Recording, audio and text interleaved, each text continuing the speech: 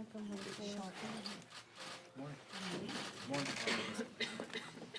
morning, everyone. Good morning. You ready for St. Patrick's Day weekend coming up?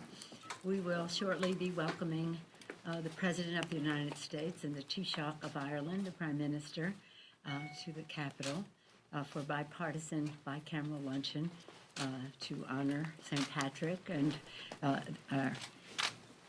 the beauty of immigration to our country, of people coming from Ireland. I said to, I'm going to say at this toast to them that my grandchildren, I don't have Irish grandparents, but I have Irish grandchildren, Ian, Liam, Sean, and Ryan. And they have this toast: dance as though no one is watching, love as though you've never loved before, sing as if no one can hear you, and live as though heaven is on earth. So beautiful. I said, is that a tradition in your father's family? And they said, no, it's a toast we saw in the Shannon airport on a poster. So much for that. In any event, I'll tell you this, which I think is very funny, and I will tell them, see if you think it's funny. When they had the first dinner, President Ronald Reagan, Speaker Tip O'Neill, coming together, putting differences aside on this Irish luncheon. The Taoiseach didn't come the first year. It was not until the next year the Taoiseach came. But the luncheon had the President, the Speaker, 16 members of Congress, 12 of them from Massachusetts. Different now. Anyway, here we are. This is a very special day for us beyond the wonder of St. Patrick. Today on the Senate side, the Senate will hopefully vote for the Constitution of the United States to uphold the oath of office that we all take by, again, voting to reject the President's unconstitutional measure that does violence on the Constitution. That's a good thing. We'll then send the bill to the President. In the House, we voted to protect the truth for the American people. Overwhelmingly, I think over 400 votes. 4 voted present, everyone else voted for the Mueller resolution, which would ensure that the American people get the truth. We will send that bill over to the Senate. As we leave for this district work period, members are going home again to talk about what we promised for the people.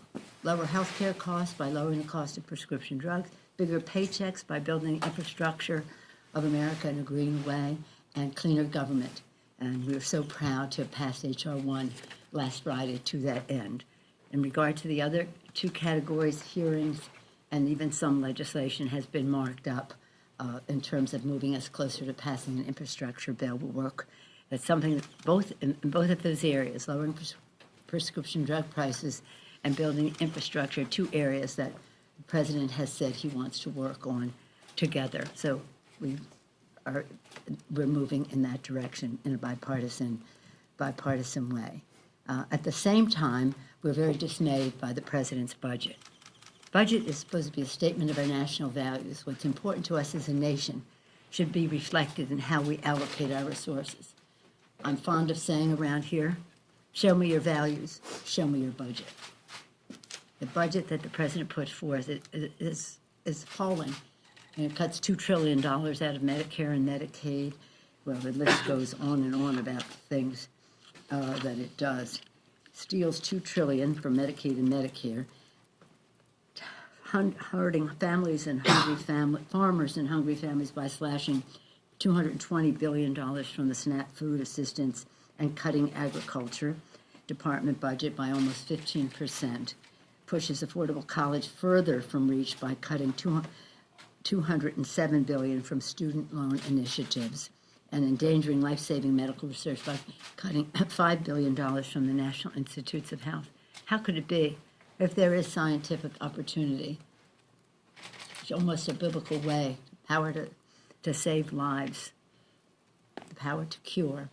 If we have scientific opportunity, I believe we have a moral responsibility to fund it, and that is bipartisan in the Congress, in the House, and in the Senate. So we will fight these cuts to the National Institutes of Health, including cuts at the National Cancer Institute, and continuing his demands for billions of wasteful dollars for his ineffective wall.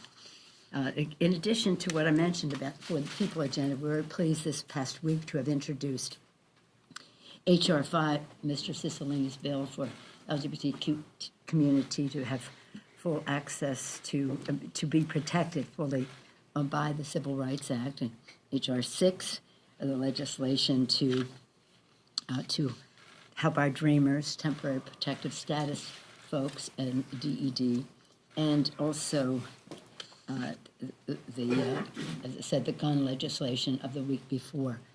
So when I talked to our outside friends, grassroots activists and the rest, they're very thrilled about H.R. 8, the bill to end gun violence, to provide gun violence prevention, and also 1112 that closes the South Carolina loophole.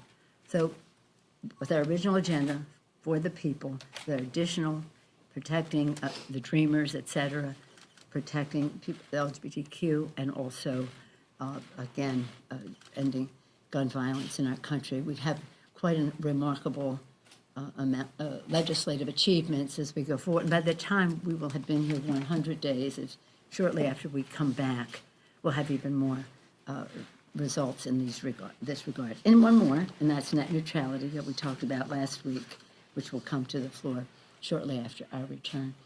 So we have a full agenda. We're making progress, and that's what we said we would do, with transparency, with as much bipartisanship as possible, and in a unifying way for our country. Any questions? Speaker, you said in your comments that were reported this week about impeaching the president just isn't worth it. But if the Mueller report comes back and suggests criminal activity in the White House, could you change your mind? Well, it's a question of when I say what isn't worth our time. 40% of the American people cannot withstand a $500 surprise expense, be it their water heater or their carburetor or whatever it happens to be. Our focus was on what we said we would do. Healthcare, job creation, cleaner government, gun safety, issues like that. And it is not worth our time to take our attention from that. And if I'm somebody in the public who is feeling that financial pain, and I see us focusing on one thing and another, but not on my financial interest, that is not a source of hope for people. If the Mueller report comes back with information, I don't think we should impeach a president for political reasons, and I don't think we should not impeach a president for political reasons. But you have to be ironclad in terms of your facts, and we'll see where that takes us. Madam Speaker. Yes, Madam Speaker, Beto O'Rourke announced Congratulations. Today, thank you, I really appreciate it. Beto O'Rourke announced today that he is running for president. What, in your view, was Beto O'Rourke's signature accomplishment as a member of the House? Beto brought a great deal of vitality to Congress. One of the issues in his, as I haven't been asked this question, but I just know of his record here. When he came as a real champion for the environment. He got a great deal of support from the environmental community in his district. He won in a primary on that subject. And also, he's a member of the Armed Services Committee, a strong member of the Armed Services Committee, which is very important for his district. So in preserving our planet and protecting our people, there are at least two areas in addition to his vitality in so many other ways. I think all of our candidates are great. I just say to all of them who ask, just be yourself, what you believe in. Show them what's in your heart. You can talk about the facts and the figures, and they expect you to know that. So you have to demonstrate your why. What is your purpose? Why are you running? What do you know about the subjects that you know best, and can your judgment be trusted on that and for other reasons? How do you expect to get something done? And that's all up here. Show them what's in your heart. If you show them what you believe, even if they don't agree with you all the time, they will trust your authenticity. That's what I say to all of them, and I think that Beto is a welcome addition to the field. And do you think that the experience he has here in the House is a strong enough foundation to jump to the Oval Office? And you ask me that when we have a president in the United States who never, please. Yes. The answer is yes. Yes. Madam Speaker, thank you. You talk about the, Didn't you just have a question? Oh, that was last week. not today. That was last week. I had a couple last week, if you might recall. Anyway, thank you. We have the luncheon with the Taoiseach and the President today. I know when you had a good personal relationship with President George W. Bush, and you used to use some of these social occasions to talk policy with him. I know you're not in the same room with the President very often. Is there anything you would like to bring up with the President today, since you will be in the same room at the luncheon today? No, I don't think we use this luncheon as any policy discussion other than what we say at the podium. And that's what it'll be. And I was So none of these disputes about the budget, none of these? No. Okay. No, the president is a guest in our house. We will treat him as a guest in our house and are honored by his presence to welcome the Taoiseach. A Taoiseach who's LGBTQ, his father is an Indian, as we say, only in America. Madam Speaker. Yes, ma'am. Madam Speaker, how do you think the FAA handled the Ethiopian air crash and questions about Boeing 737 MAX and the timing of when they grounded planes? I do know that our chairman of our committee, Mr. DeFazio, and the chair of the subcommittee, Mr. Rick Larson of Washington State, were right on it. And they were getting as much information as they could from the FAA on it, so that we would be making a judgment based on fact. The fact that so many countries had already made their decision, again, just because we would ask for it doesn't mean it would happen. So I was pleased that the president made the decision that he made. Madam Speaker, on our HR 1, there's been some criticism from the ACLU about it in regards to the freedom of speech issue. And as far as 16-year-olds voting, where do you see that going into the future? Well, I disagree with the ACLU on this. In terms of legislation, we couldn't be prouder than HR 1. This is about reducing the role of big, dark, special interest money in politics and empowering small donors. It's about ending voter suppression. It's about making redistricting fair. It's really a source of joy and hope to so many people in the country. I myself, personally, I'm not speaking for my caucus, I myself have always been for lowering the voting age to 16. I think it's really important to capture kids when they're in high school, when they're interested in all of this, when they're learning about government, to be able to vote. That is not necessary. In other words, some of the priorities in this bill are about transparency and openness and accessibility and the rest. That's a subject of debate, but my view is that I would welcome that. But I've been in that position for a long time. Madam You said- Speaker, on I the think we- Green you New said- Deal? you said- Okay. I'll come back to you.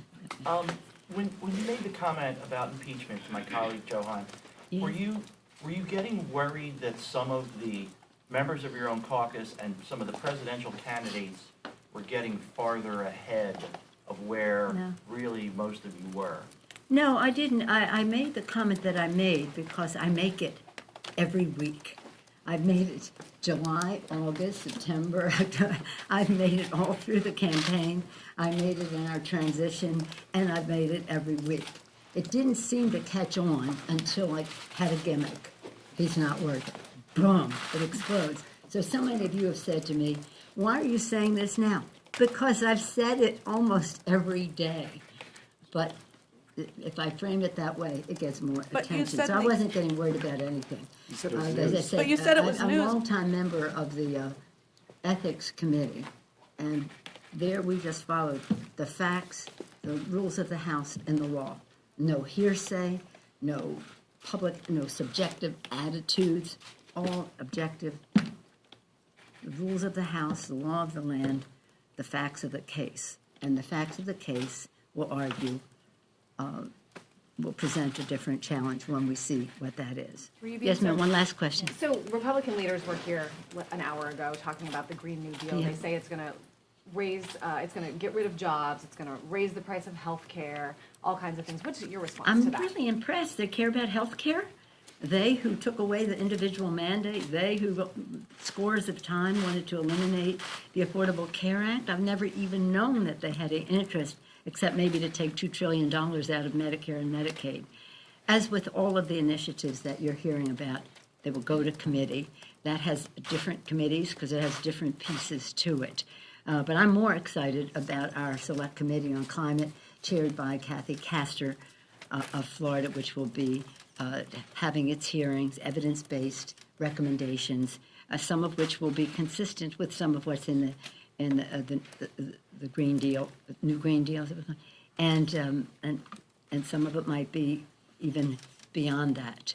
But I'm not standing by any characterization that the Republicans have of anything.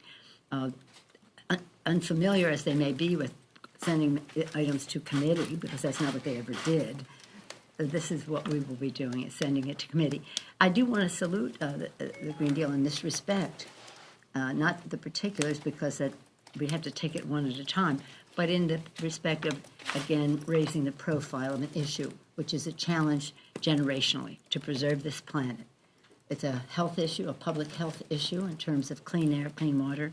It's a jobs issue in terms of the United States being preeminent in green technologies throughout the world. It's a national security issue. Just read what our national security experts have to say. Generals, admirals, again, national security experts have to say about the challenge to global security that the climate crisis is presenting. And it's a moral issue. We all have a responsibility to pass this planet on to future generations in a responsible way. I myself, as a Catholic, believe, as do many of our evangelical friends and the rest who share our belief that this is God's creation and that we have a moral responsibility to be good stewards of it. So this is a very high priority, as you may or not know. It was my flagship issue when I was Speaker the first time. So I welcome any enthusiasms in that regard. But as we legislate, we'll go through committee to see what the best possible approach is. I wish you all a very happy St. Patrick's Day. Thank you. We will have a good deal of activity in the districts in terms of mobilization at the grassroots level around For the People agenda.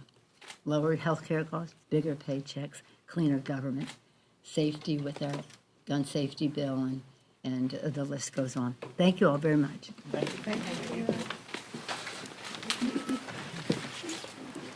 Yeah.